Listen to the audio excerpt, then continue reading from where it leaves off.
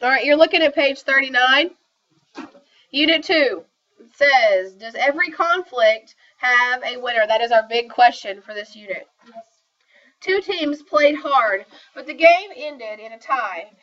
Were there no winners, or was every player a winner? The article in this unit describes conflicts in which there may or may not be a winner. One of these conflicts arises between people and wild animals who want to live in the same place. Think about the big question, and who might be the winner in these conflicts, if there is a winner. Now, have you ever played in a game where there was a tie? Yeah. Okay, what were you playing? What sport? Softball. Softball, okay? Yes, sir. Generally, soccer is the only sport where you can have a tie and it just be ended that way. Most sports you'll go into overtime unless, of course, like you're in little league games where it's timed and it stops and you just have to stop when the time's up and that's it. Now, all right. Okay. How do you feel whenever it ties? Do you still feel like a winner or do not?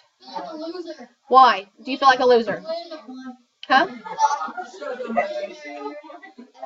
Sir, answer the question. Why? Because you didn't win. Because there's no exact winner, then you feel like a loser? Even if you did your very best, would you still not feel like you were a loser? What if you had, like, amazing stats in that game, but it was still a tie? Would you feel like a loser? Okay. All right. Yes, sir.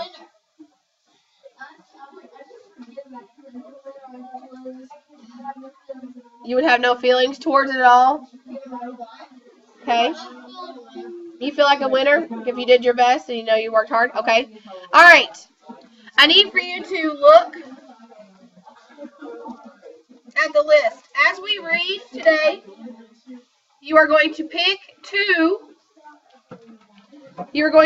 stories from Unit 2. We have athletes as role models, coyotes on the go, moms and dads in the military, sports parents, the kindness of kin, sister champions, two views of the zoo, either too young or too old. Now, oops, I have to lose my book. There we go. Now, on your worksheet, you need to circle the two stories that you plan on reading with your group. Once you have read, then we're going to be putting our notes into our journal of what we're reading today. We're going to be making a T-chart, doing a little pro and con list, because that's what this unit is all about, is debate and deciding what are the good side and what is the bad side. All right? And once we've decided the good and the bad, then you're actually going to be setting those in order of what is the most convincing, those different reasons, from most convincing to least convincing. Now, in your journal, we did Unit 1 last week. We're going to move on to the next page for Unit 2.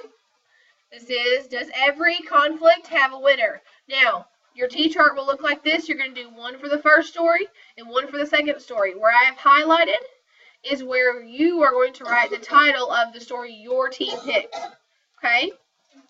So, this could be different for each group, but you're going to write the title here, make sure it's underlined. Now, pro is like the yes or the good side. Con is the against, or it's the no side, the bad side. You're going to list the things, good and bad. As you read your questions, decide what is the good side and what is the bad side of the answer to the questions. You remember your 3 questions here? And you have all of your steps. All right.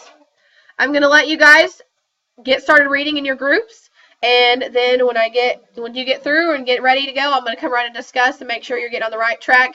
If you have any questions about where to put your pros and your cons. Yes? Does that make sense? Thank you. All right, you may begin.